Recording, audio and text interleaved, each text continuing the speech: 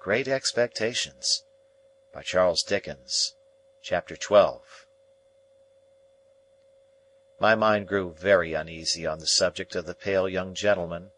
The more I thought of the fight, and recalled the pale young gentleman on his back in various stages of puffy and encrimsoned countenance, the more certain it appeared that something would be done to me.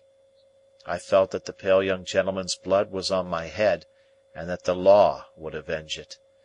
But, without having any definite idea of the penalties I had incurred, it was clear to me that village boys could not go stalking about the country, ravaging the houses of gentlefolks, and pitching into the studious youth of England, without laying themselves open to severe punishment. For some days I even kept close at home, and looked out at the kitchen door with the greatest caution and trepidation before going on an errand, lest the officers of the county jail should pounce upon me. The pale young gentleman's nose had stained my trousers, and I tried to wash out that evidence of my guilt in the dead of night. I had cut my knuckles against the pale young gentleman's teeth, and I twisted my imagination into 1,000 tangles, as I devised incredible ways of accounting for that damnatory circumstance when I should be haled before the judges.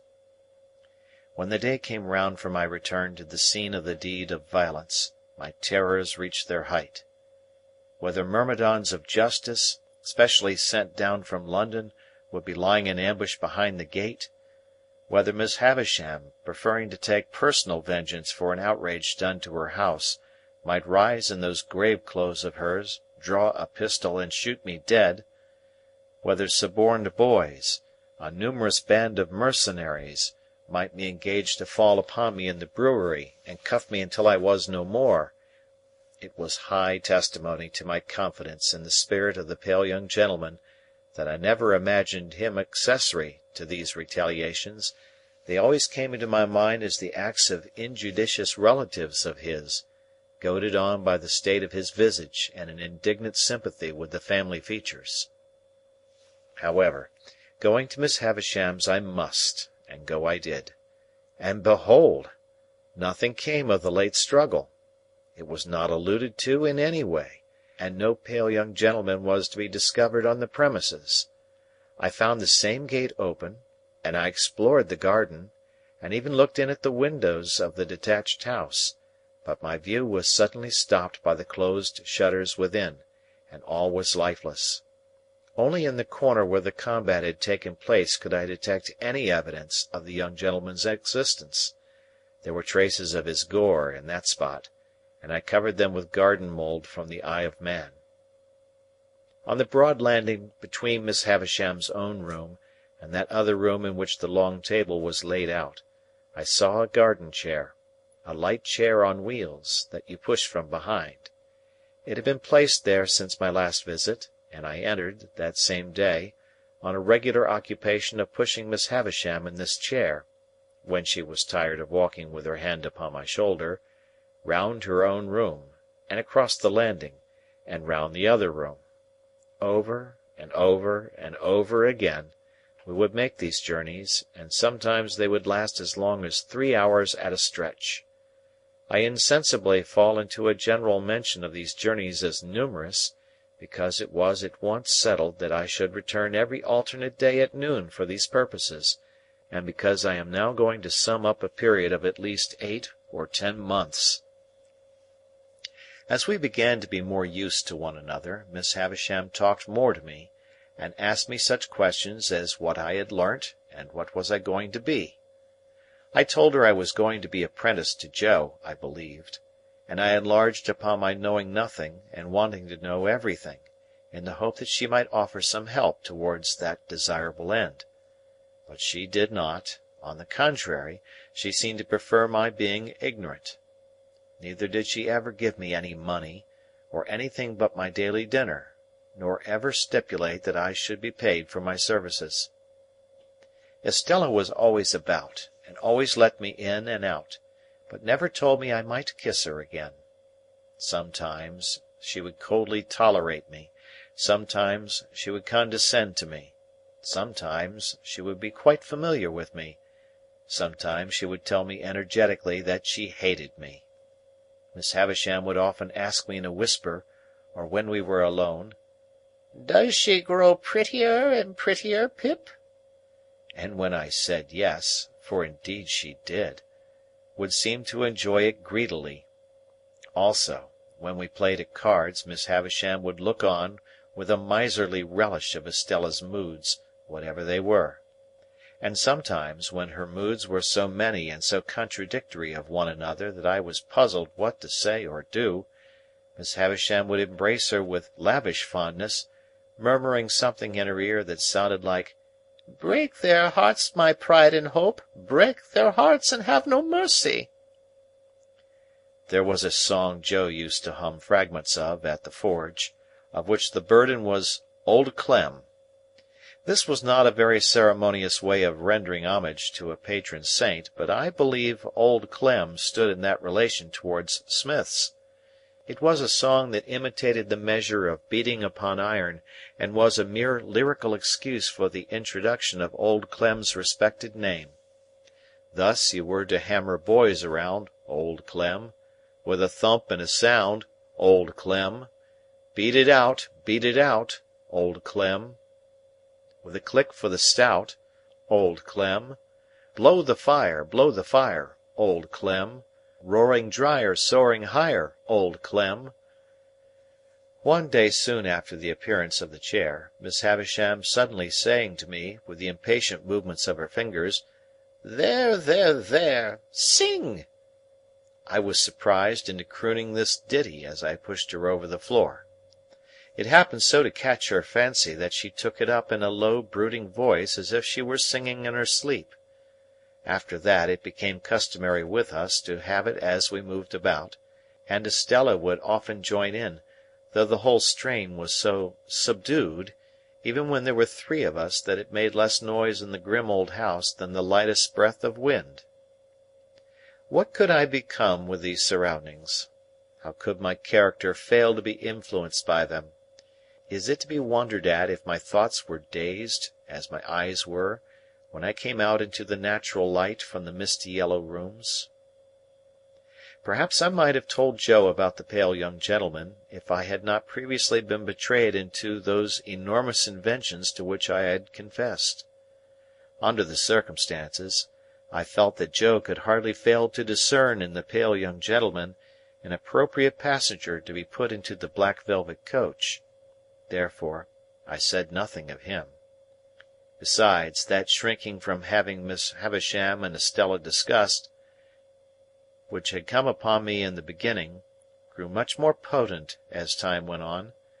I reposed complete confidence in no one but Biddy, but I told poor Biddy everything.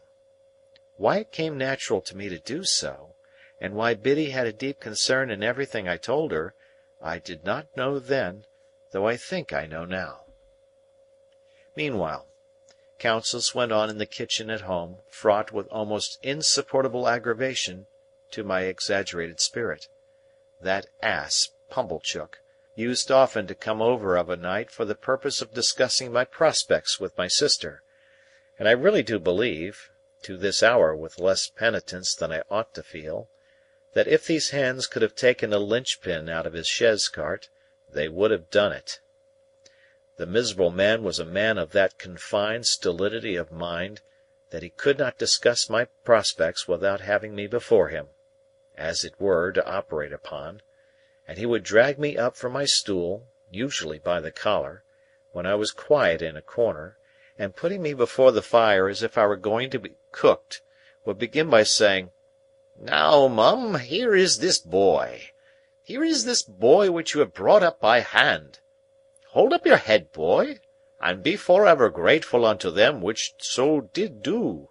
Now, Mum, with respections to this boy." And then he would rumple my hair the wrong way, which from my earliest remembrance, as already hinted, I have in my soul denied the right of any fellow creature to do, and would hold me before him by the sleeve, a spectacle of imbecility only to be equalled by himself. Then, he and my sister would pair off in such nonsensical speculations about Miss Havisham, and about what she would do with me and for me, that I used to want, quite painfully, to burst into spiteful tears, fly at Pumblechook, and pummel him all over. In these dialogues, my sister spoke to me as if she were morally wrenching one of my teeth out at every reference, while Pumblechook himself, self-constituted my patron, would sit supervising me with a depreciatory eye, like the architect of my fortunes who thought himself engaged on a very unremunerative job. In these discussions, Joe bore no part, but he was often talked at, while they were in progress, by reason of Mrs. Joe's perceiving that he was not favourable to my being taken from the forge. I was fully old enough now to be apprenticed to Joe, and when Joe sat with the poker on his knees thoughtfully raking out the ashes between the lower bars, my sister would so distinctly construe that innocent action into opposition on his part, that she would dive at him, take the poker out of his hands, shake him, and put it away. There was a most irritating end to every one of these debates. All in a moment, with nothing to lead up to it, my sister would stop herself in a yawn, and catching sight of me as if it were incidentally, would swoop upon me with, "Come, there's enough of you! You get along to bed. You've given trouble enough for one night, I hope." And as if I had besought them as a favour to bother my life out. We went on in this way for a long time, and it seemed likely that we should continue to go on in this way for a long time, when one day Miss Havisham stopped short as she and I were walking, she leaning on my shoulder, and said with some displeasure, "You are growing tall, Pip." I thought it best to hint, through the medium of a meditative look, that this might be occasioned by circumstances over which I had no control.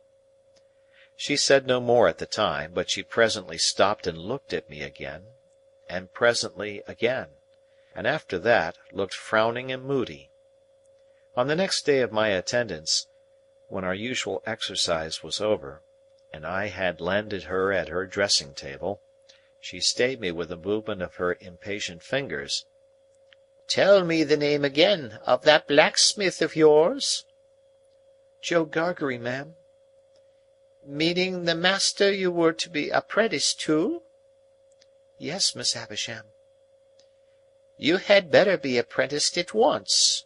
Would Gargery come here with you, and bring your indentures, do you think?" I signified that I had no doubt he would take it as an honour to be asked. "Then let him come."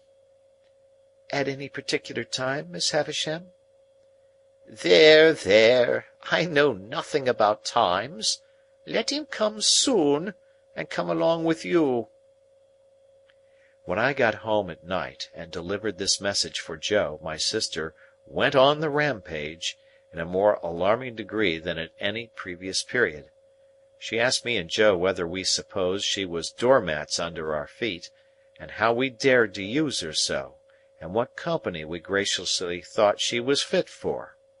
When she had exhausted a torrent of such inquiries, she threw a candlestick at Joe, burst into a loud sobbing, got out the dustpan, which was always a very bad sign, put on her coarse apron, and began cleaning up to a terrible extent. Not satisfied with the dry cleaning, she took to a pail and scrubbing brush, and cleaned us out of house and home, so that we stood shivering in the backyard. It was 10 o'clock at night before we ventured to creep in again, and then she asked Joe why he hadn't married a negress slave at once. Joe offered no answer, poor fellow, but stood feeling his whisker and looking dejectedly at me, as if he thought it really might have been a better speculation. Chapter.